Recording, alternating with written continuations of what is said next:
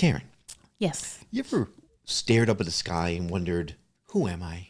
Oh, of course. I think everybody has. I mean, really wondered, like in that deep, soul-searching, existential way where you're halfway through a tub of ice cream and questioning the universe even notices you're lactose intolerant. No, I can one up the ice cream. I did it in the Sahara Desert, looking up into like the blackness of the sky. You just ruined the joke, Karen. Oh, I'm sorry. Ice cream. Yeah, and I had my tub of ice cream in the desert. And wondering, questioning if the universe even notices you're lactose intolerant. Yeah, I heard that. I worked really hard on that joke. I was kind of just trying to. Right. Well, today's episode might just blow your mind because today we're talking about ontology. Oh. That's right. Ontology. Right. You know what that is? You know, I think I used to know. It sounds very familiar. Well, and I'm not confusing with ornithology. I was just going to say, not to be confused with ornithology, unless you're contemplating the nature of being while watching birds. See, ontology is the metaphysical study of existence itself. I was way wrong. But fear not, we've got someone here who can help us untangle this cosmic spaghetti.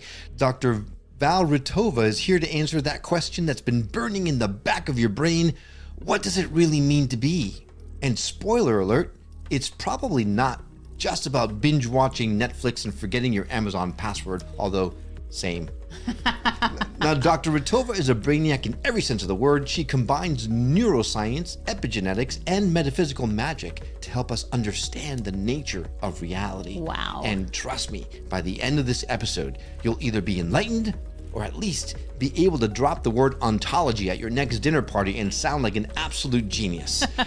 So grab your favorite beverage, chai, tea, kombucha, or hey, that third cup of coffee, and let's dive into that big question. What does it really mean to exist? Don't worry, we'll ask the questions so you don't have to awkwardly Google them later. The Skeptic Metaphysicians starts now. My name is Will. And I'm Karen. And unlike Mulder and Scully, we both want to believe. So we've embarked on a journey of discovery. We've talked to people deeply entrenched in the spiritual and metaphysical world. We've thrown ourselves into weird and wonderful experiences. I even joined a coven of witches. And wait, you joined a coven? Yep, all in the interest of finding something. Anything. That will prove that there's something beyond this physical, three-dimensional world we all live in. This is the Skeptic Metaphysicians.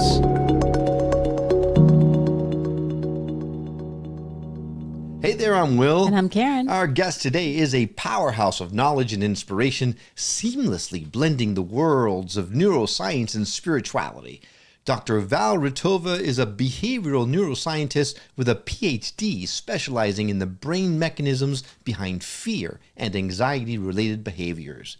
With over 7 years of studying and applying ontology, a profound sub-branch of metaphysics, she's uniquely positioned to guide us in understanding the very essence of being. Now, as a self-proclaimed neuroscience-y spiritualist, Dr. Rytova's mission is to validate and empower teachers and healers collaborating to elevate the frequency of our planet. Through her transformative programs and workshops, she demystifies neuroscience concepts, making them clear, accessible, and actionable.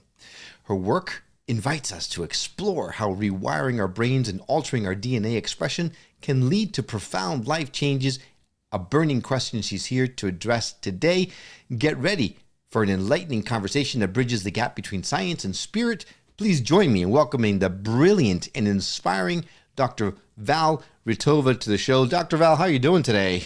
Hi, thanks so much for having me. I'm doing great. Awesome. Doctor, we are excited to be here because you study ontology, which means you know the answer to the burning question that humankind has been asking themselves for eons, right? The meaning of life. Yeah, look, I did. That's right. That's me. Okay, awesome. So we're all ears. Oh, you want to know now? I mean, no time like the present, Doc. All right, no problem. Well, look, having engaged in that subject of ontology, which, as you said, is the branch of metaphysics that studies being with a capital B, I can tell you that the meaning of being, where your existence is actually created moment by moment, each second, each moment. I know time is a linear concept in our brain, but it's not really linear. Regardless, let's just stick to how our human brain perceives time, and we'll just say it's linear for now. But yeah, the study of being, ontology, is really gives you the opportunity to create your life moment by moment. And if you do it right, so to speak, you'll be able to do it free from the past. So then does that mean that the answer to the question Will just asked is always changing? Correct. Just like ourselves, we're always evolving. It's always an interaction between us as, our physical beings, metaphysical beings, energetic beings, whatever beings, beings with a capital B. I see what you did there. It's ever changing. It really is ever changing. Nothing is set in stone. Well, then you're one of those rare breed of doctors or scientists that are okay living in the gray areas, right? Because most scientists wouldn't accept an answer like that. Like scientists need a definitive yes or no, black or white, something that is measurable and is repeatable. So you're talking about something that is by its actual nature not repeatable. Well, how do you come to terms with that as a scientist? Yeah, well, I like to live life on the edge, so to speak. And you're right. As a neuroscientist, as a scientist, I am very much, my skill set is in the 3D, so to speak. Yeah, I like to look at every little molecule underlying whatever behavior and say, hey, that's the molecule that causes this. So yes, in that respect, I very much enjoyed that kind of pragmatic application of science. Not to say that as a scientist, I also know that whatever we say now in 20 years' time in the world of science will likely be outdated. People will say, hey, what you said, or I will say, hey, I reviewed this podcast that we did 20 years ago, and you know what, everything I said is not the case today. So I'm very much aware of the nature of science in that respect too. As much as we'd like to attach ourselves to some sort of certainty, I don't think certainty really exists in that sense. So we do live in an uncertain world, maybe pretending that there is certainty. So like getting a definitive answer that's not finite. Yeah. So maybe saying yeah. But is that really an answer then, though, really? Because it just brings more questions, right? Well, it's an answer for them in the moment. But the moment's going to, so it's so fun. Who is it? Michael Singer, right? He in a book I'm reading right now, he says that moment is the moment you're facing right now, that moment in front of you. But if you turn to the left, there's a different moment. Then you turn to the right, there's a different moment still. And then behind you, so there's moments are fleeting. And so that answer is fleeting. And how can you accept an answer that is so fleeting? But it's a slow fleeting. It's like a meandering. This is tough, Doc. Yeah. This is really hard to wrap your mind around. Yeah. No, I'm with you. It took me a while to wrap my mind around that. I think every day, every morning, every second, really. I have to, force myself to get unattached from, hey, I know this to be the case. And then bring curiosity to, hey, maybe I don't know what this person's really like. I just think I know because of my neural pathways, or whatever. So after spending time with researching in neuroscience, how did you kind of branch off into this whole metaphysical realm? Well, I'm obsessed with human beings with a capital B. I don't know where that came from, but I just am obsessed. I'm a nerd, right? So I've got lots of degrees apart from the neuroscience degree. I've got a degree in anthropology, immunology, like all sorts of stuff, and I really delved into the study of ontology based on being so interested in the human being, so I've studied the behavior from a neuroscientific perspective. I've studied the history from that, anthropology degree, so to speak. And then I was like, well, what about the being? What about the thing that we can't see that's between the lines? And I really got into that. Really, really. Awesome. Yeah. Wow. Well, then how does the study of ontology help us to make sense of our connection with the universe then? Because this is the big question, right? There's two big questions. Why are we here? and how are we connected? So we dove as nebulously as we did with why are we here, but how are we connected to the universe? How does ontology help us solve that problem?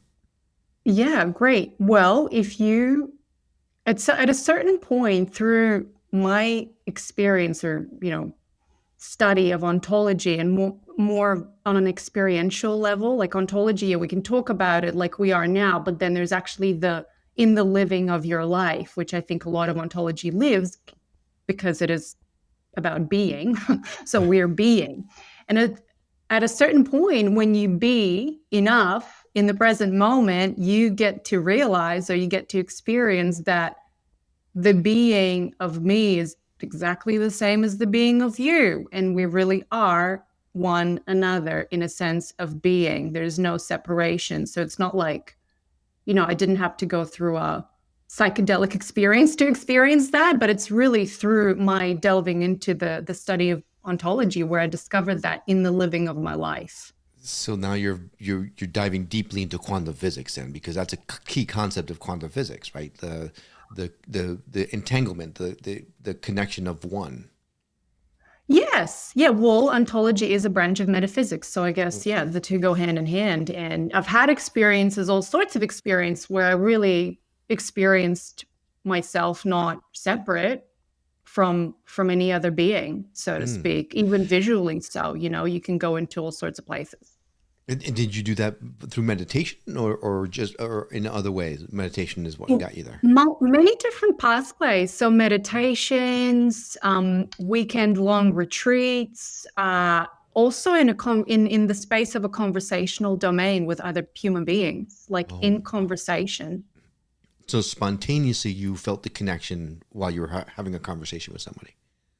Yeah, and well, we first had a conversation and then allowed a pause and an opportunity to just be with one another. And after a certain time, there was no more separation. And the experience was really well, here we are, we're here, this is. Like that. You make it sound so matter of fact, but this is life-changing, earth-shattering, universe-spanning experiences that people in this space try to achieve on a regular basis, but fail to on.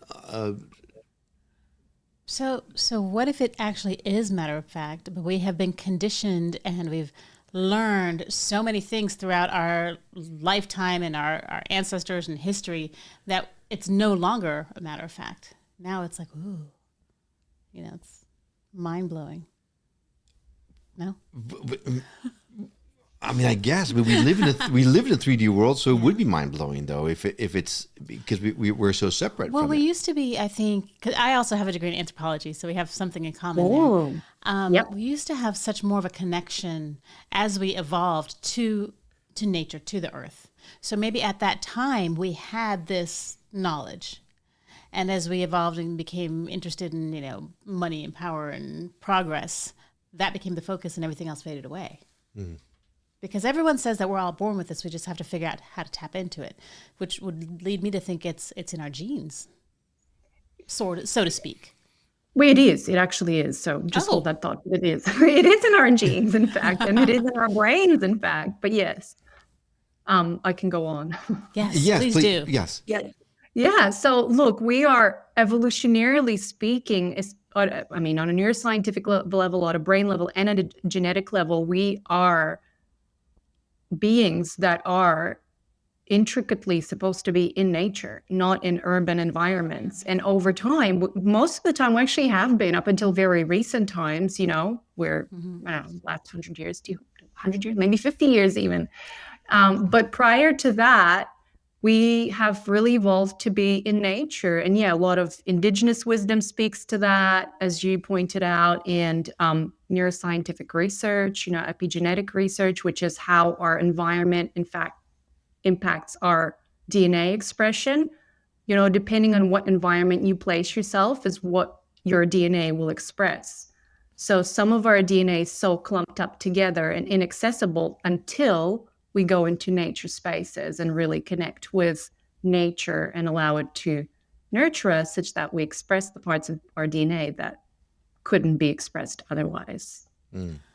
Well, that makes sense, because that explains why people go on these retreats or they have these experiences. And it's never like, oh, I went to New York City and had this spiritual awakening. It's always like, I went on a walkabout, or, I went to Bali or something like that. I don't know. When that guy held me up at gunpoint, I had one heck of a spiritual awakening. I was praying for God like you had no idea. But yes, I think it can happen in both ways, actually. I think it can happen, in New York, in an apartment.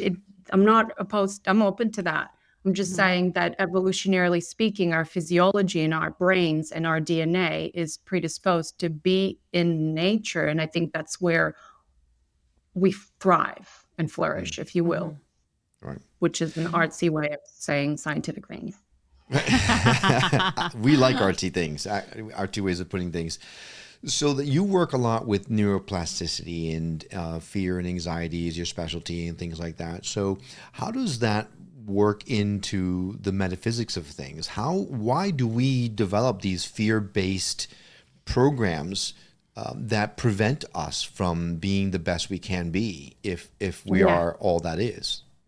Yeah, I think you answered it yourself just before when you said it's the condition, the human condition that we're born into predisposes us to that kind of brain wiring, physiological wiring, behavioral patterns as well. It's the condition of being human. If we're born into the condition of being a cat, it would be a different kind of thing, Whereas, of course, things like fear, survival modes, a lot of people talk about the amygdala, the little red button, like that emotional circuitry, very much evolutionarily concerned between cats, rats, whatever species, because we need it for survival.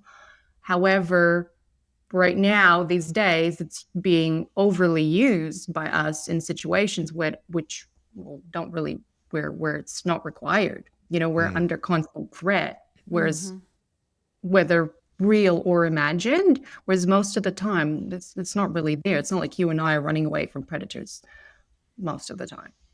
Yeah. Right. But the night is young, so let's see. Well, right. I mean, it's only morning here. I'm in Australia, so we'll see how the day unfolds. Well, you got a long Never way say to never. go. Yeah. I don't know if that answered your question, but you can ask me it again and I'll probably answer it in a different way because it's a different moment. That's right. Say that. I think we're all on the same page. Yeah. We would have all said the same thing. Yeah. No, but then how can we utilize neuroplasticity to move away from those types of reactions? Yeah, perfect. So neuroplasticity, hot topic, right? These days, although as a neuroscientist, I'm like, gosh, it's an old topic now. But regardless, neuroplasticity is the capacity of your brain to rewire itself based on novel experience. Yeah. So if you've got this wiring, we're born into a human condition where we're preconditioned from a young age to fear certain things. Maybe it's, family members or whatever, certain interactions, certain relationships. You can actually rewire your brain by placing yourself in a novel environment to actually retrain your brain to create new neural pathways, to alter behavior. That's how you do it. And there's no 21-day habit thing that's a myth, by the way. I was just going to ask you that. I'm like, do you have to do it for 21 days? No, is it 66 days? It's really, no, let's not bring numerology into this, but it's well, we can, but it's not actually, there's not a set amount of time. It's very much an individual experience, how long it will take you to rewire your brain. For some people, it could take a moment. For other people, it could take a lifetime, you see? So it really, it does depend on your environment. The fastest way to do it is to alter your environment. So if you alter your environment that's now conducive of your new behavior, your new neural pathways that you have formed, that's probably the most effective way to. So what you're saying is you should go on a retreat for 21 days, and that is going to make you change, right? But not necessarily 21 days. Well, 66 days, whatever the number is, right? No, You got not saying an that. impactful retreat. Right. Well, Not theory, what I'm actually saying is if you go in that retreat with a bunch of people that you know, and then those people keep hanging around you after the retreat, that will make it stick, because then you'll all be speaking the same language that you learned there. Oh. Interesting. Okay. Gotcha. So it's really, it's about continuing the pattern that you started in a conducive environment, bringing that environment then with you mentally. Yeah. That's interesting. Yeah. Okay. That's really Yeah, and it could be a conversational environment. You learn some new things, and then you're all in that conversation together, forwarding whatever it is that you discovered, or actually physical environment. I mean, whatever environment. Yeah. And then I think if you're having good results, even if just the conversations are stimulating or whatever, you're going to want to continue that. So it's not even about the 21 days. It's about seeing it, enjoying it, and you just become it. all the more reasons we have to start the new reality retreats. Absolutely. Okay. Anyway, so then let's flip it then. Let's talk about neuroplasticity. Since we can do that to remove fear and anxiety and all that kind of stuff, then can you use that for spiritual awakenings instead? Yeah, spiritual awakenings from the point of view in neuroscience is a novel brain pathway that's now, been formed or formulated by the brain, whereas before it was some other wiring, fear-related wiring. But wow, you've had this. Everybody goes through the awakening process in a different way, right? However they get to that, it's different. But let's say, oh, I did the spiritual retreat. I've now opened up this neural pathway for awakening, and I want to train that pathway. So I want to use it more and more and more. That's how neuroplasticity works. The more you use the pathway, the more likely it'll be the go-to pathway used by your brain. Okay. So yeah, you can either review the retreat or engage in those kinds of practices, if you will, that will allow for that awakening to be. Okay. So then you go on this retreat and you go with 10 of your closest friends and you all live together and you're living and breathing and eating together constantly in the retreat, and then you leave and you are constantly, you're in it and you're reinforcing the thought patterns and those neural pathways that you have opened up in the retreat centers and things like that. But you leave because you've got to go to work, and then after that you got to go pick up the kid, and then you got to make dinner for the family, and then this. So then you're not using the neural pathways. So is it, how constant do you have to be in those neural pathways to keep them going, or can you?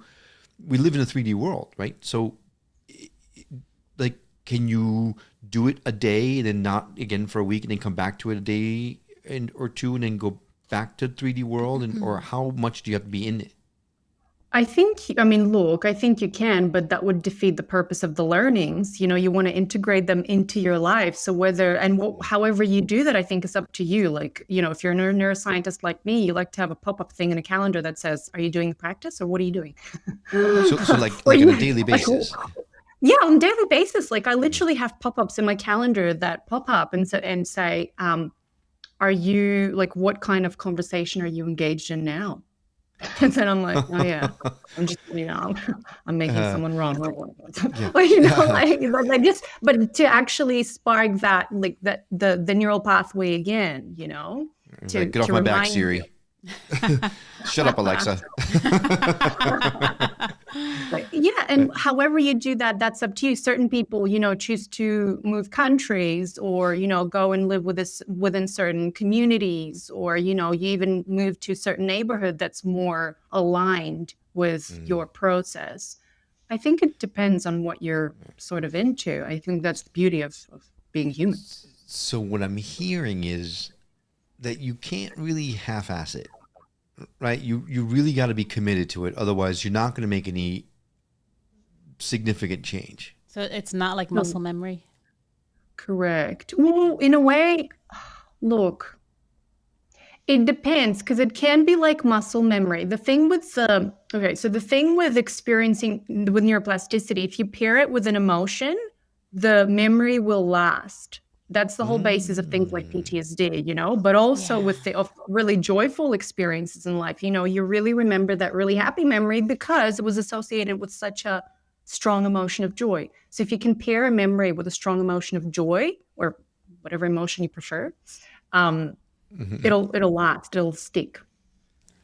Oh, I like that. What do you're trying to remember something, aren't you? All right. Okay. Well, and the reason why I bring that up is because there's a lot of armchair spiritualists out there that they meditate every day and they don't do anything else, but they are on their spiritual journey. I'm one of them. Right. I'm a self-proclaimed spiritualist, right? I am on a spiritual journey, but all I do is meditate. I mean, I read books here and there. I listen to podcasts. I do the show. I run a streaming network of shows in this kind of thing, and right, I'm in it, but I don't really live it, right? I don't have the conversations. I don't surround myself with like-minded people a lot. I don't surround myself all the time. I am in the 3D world. I have a job that is outside of the scope altogether. Yep. So it's difficult for me for things to stick. I've been talking for 4 years about wanting to astral project, but I don't do anything to make it happen. So what I'm hearing you say is I am out of luck because I'm just not putting in the work, right? Yeah.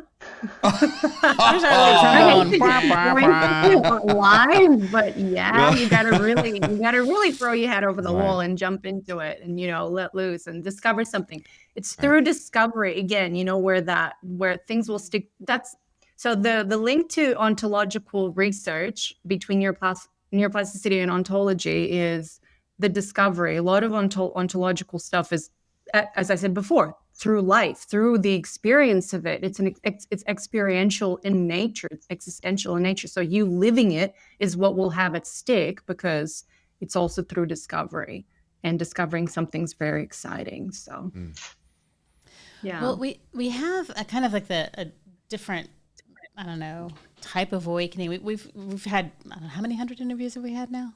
200. 200. Over 200. We've released 200. So a lot. And we've talked to people in all different paths of life, all different levels of spiritual awakenings. And we have talked to several people that have said, well, I was in a car accident and then I started hearing voices and I realized it wasn't voices, or just I've always been like this, or all of a sudden one day this happened. And they're not doing anything. And I think that's where your frustration lies, because they didn't have to do the work. Is there a difference in someone who has that type of spiritual awakening than, I guess, in the brain, than someone who has to work for it? Like, is one, I don't want to say better or stronger or more connected than another? I don't think one's better, or stronger or anything than the other. They're just different experiences that cause the same result. So neuroplasticity, the formation of new neural pathways, such as awakening, which is a new neural pathway on a 3D neuroscience level, that can be caused through an event like a near-death experience, or it can be caused willingly by you actually immersing yourself in an environment that is conducive of that awakening. Like, people go on ayahuasca retreats and they see things they haven't seen before. And they're like, whoa, I'm never the same. I've seen things that really have, and like that, right? But then they cause that, like, for whatever reason, I'm not going to go into the reason behind it, whether they were soul searching, whatever. They went there, they did that, but it was an action taken from a will. Like, I went there and I did that, versus I was in a car accident and now I have guardian angels and spirit guides talking to me all day long, and they just won't shut up, so I have to do what they say. And it's like it's different. It's different. One's not better than the other. It's just different. Right. So really, it's a way of life, right? It's a decision that you make to follow, and it's not necessarily a bad thing if you have 1 foot in and 1 foot out. It's perfectly okay if that's what you're after. I am after a deeper connection, and I just need to take a more action in order to get a deeper connection. It's like the commercials we were watching today. There's all these commercials for weight loss. Take this shot and you'll lose all this weight. You want the shot because it's like, oh, you take the shot, you can lose all this weight, or you could, eat healthy and maybe exercise. But it's that wanting the fast, to fast track it, that instant gratification. Well, they got that shot for weight loss now. They have several. But then did you see the side effects? Maybe tomorrow they'll have a shot for spiritual awakening. You never know. Well, you never know. That would be kind of cool. I might actually take that shot. I don't know. Yeah. All right.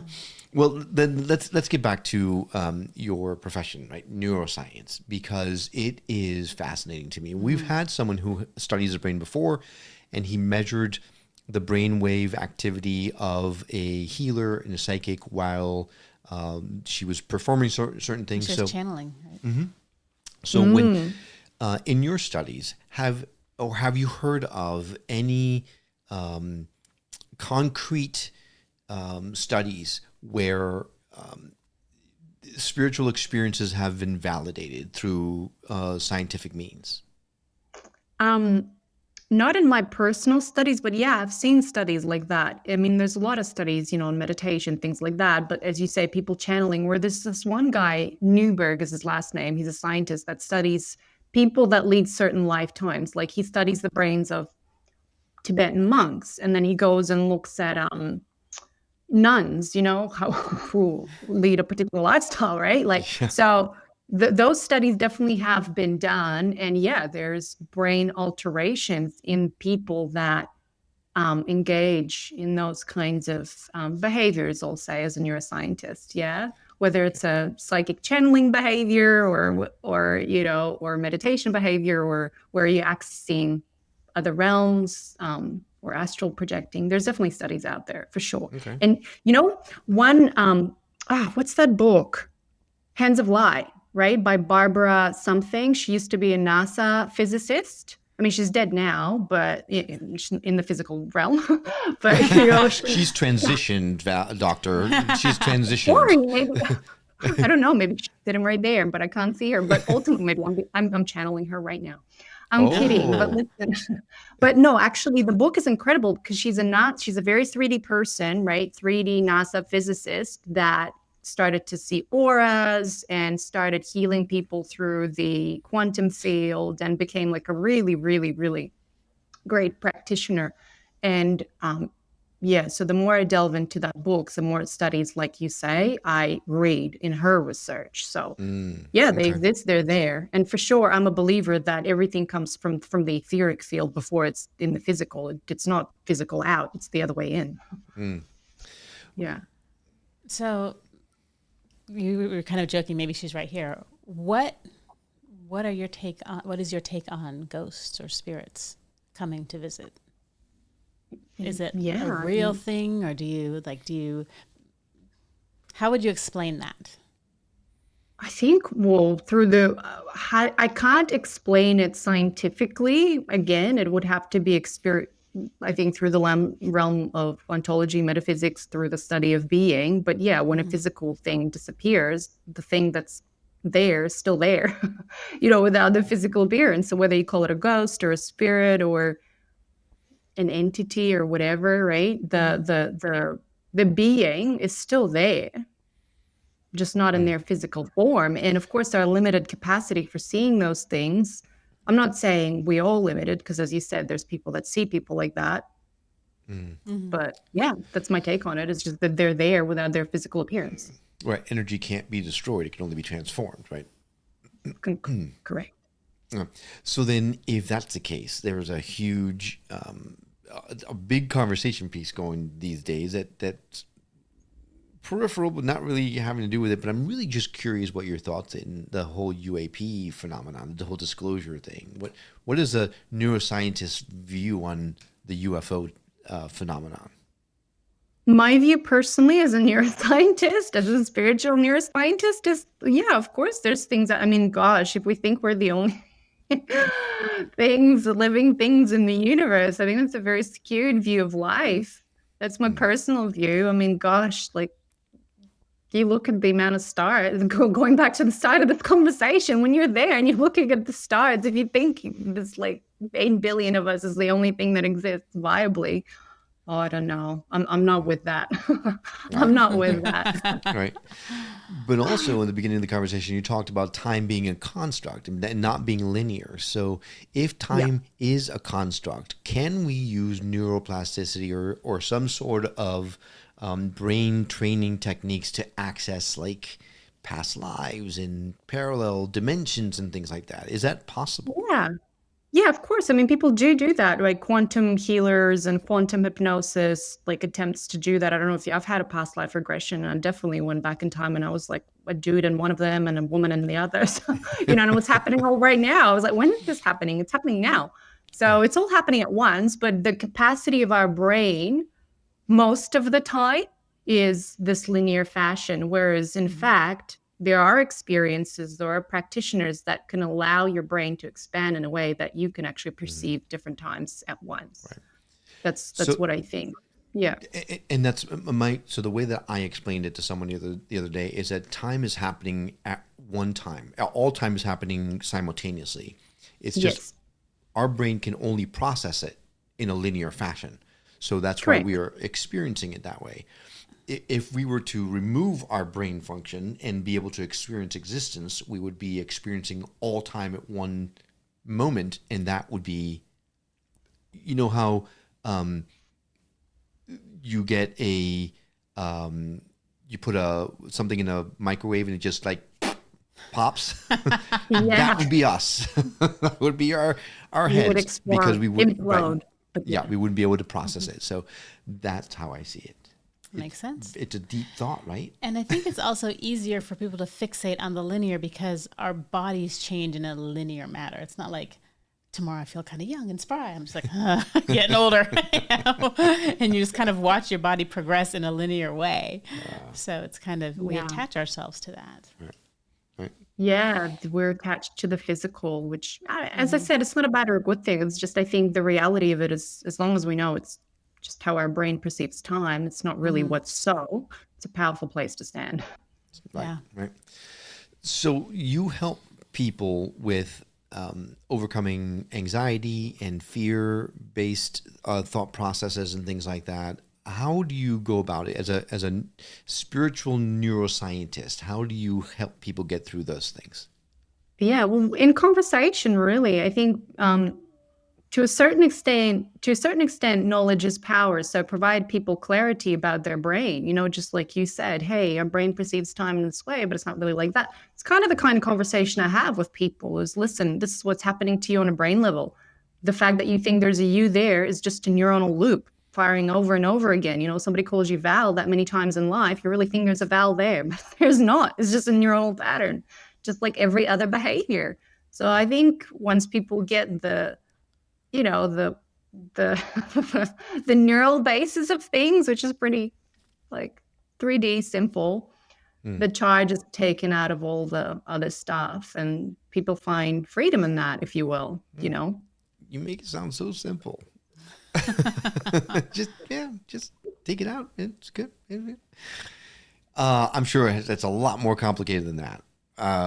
But like, so then if I'm not Will, who am I? Well, you're no thing, but also everything all at once. That's not helpful. But it would explain your Yeah, mood you gotta swings. discover that. That's because I just told you it, right? When you discover that for yourself, and there may have been times where you really did discover it in that moment, that was profound. But us talking about that now, of course, isn't helpful. You've got to go out and experience that for yourself, and how you do that is totally up to you. So are we? And this is a question that people have asked through the ages in this space especially, but are we the thoughts in our mind? Are we the bodies we inhabit? Are we the observer behind the thoughts? What exactly, and we're back to ontology, right? Who Yeah. are we? What is, when we're the study of human beings, what is a human being? I don't know how to ask the question. Like, who Well, are fair we? enough. Fair enough. I think, we're from the start, we're nothing, literally blank space, and then some energy behind that, well, starts to formulate maybe from that nothing. And then eventually you enter the human conditioning and you start to formulate those loops and neural patterns and behaviors and the conditioning that makes you who you are today. But at an essential level, you're really nothing. There's nothing there. It's just like the bunch of conditioning that has made you who you think you now are. So then when you die, you go back to Yeah. being nothing? Think no, I don't necessarily think you go back to being nothing. I think you just continue on the journey, not in the physical form. So then what about reincarnation? Sure, well, then you get another body. Yeah. So then how long ago were we nothing?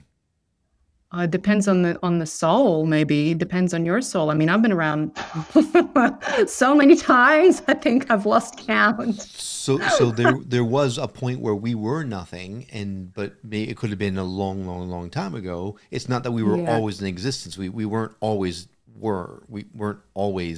there. Yeah, I think there is a starting point to it before which there was nothing, no thing. That's my personal kind of view. Yeah, maybe a ball of energy, and then at some point, we're still a ball. We're not even a ball, but an energetic being. I don't know, an energy. We're an energy in a physical form. So then where does consciousness come from? Ah, How Well, are we from the- conscious? yeah. Well, if we're one consciousness, experiencing itself in whatever form, then we're just part of that. And at some point, the consciousness became aware of that it's conscious. God, this is trippy.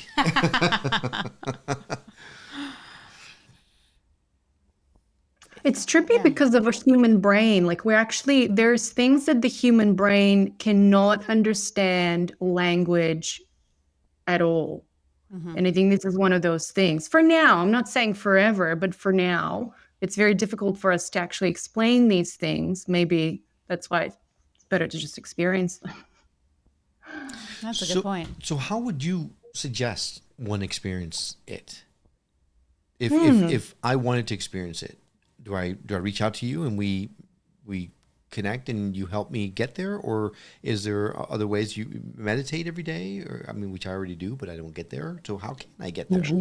I think it really depends on the person. Yeah, you can work with someone like myself or other people. Some people like, to reach out to energetic healers or shamans. That's kind of whatever you're into, really. Or it could be a personal discovery through, I don't know, maybe you'll go and live in the forest for 20 years and discover that for yourself. It's really, that's really up to you. Right? Yeah. No, that's naked and afraid. No. I think it really depends on the person. That's the beauty of human existence. You can choose. You can really choose and explore that for yourself. And if there is a will, there is a way. I know it's a cliche thing to say, but I think so. He tells me that all the time. Yes, especially because I'm always there. Yes. And his name is Will. And there's always a way. Well, yeah. I'm with you now. All right. Wow. Doctor, if someone wanted to reach out to you to work with you, what's the best way for someone to reach out? Via my website, www.drvalrytova.com. All right. Well, we're going to add a direct link to that website on our show notes as well. So if you wanted to connect with Dr. Val, just go to skepticmetaphysician.com. If you prefer, just so you can just hit a link, click on a link, and you have complete access to her immediately. Is there anything that we haven't touched on you want to make sure that you mention before we close out? No, I think we've explored enough for the human brain to, for now. For now, yes. I might not sleep tonight, but Well, then you should reach out to me via my website. yes, I may just do that. But all right, Dr. Val, thank you so much for being on the show. This was absolutely fascinating. Yeah. I think I had some coffee, and I probably shouldn't have. I probably should maybe go and find an ayahuasca retreat or something to try to process some of this stuff. But it's been a great conversation. Really appreciate having you on the show. Thank you. Oh, my pleasure. Thank you. Hey there, it's Will, just stepping in here for a second to ask you for a favor. See, the main reason we do this show is to help others in their spiritual awakening, and nothing makes us happier than to hear or read messages from those that are resonating with the messages we're sharing on the show. So if you have a moment, we'd love for you to contribute to the show by heading to skepticmetaphysician.com and sending us a voicemail or an email from our website. Or if you prefer, we'd love for you to leave us a review on Apple Podcasts or any other podcasting platform that supports them. Karen and I love hearing from those that are moved to message us. It truly does fuel our passion. You are the reason we do this show. And knowing what you like and don't like, well, that's going to help us craft the very best show we can so that we can help raise the vibration of the planet together. Thanks for listening.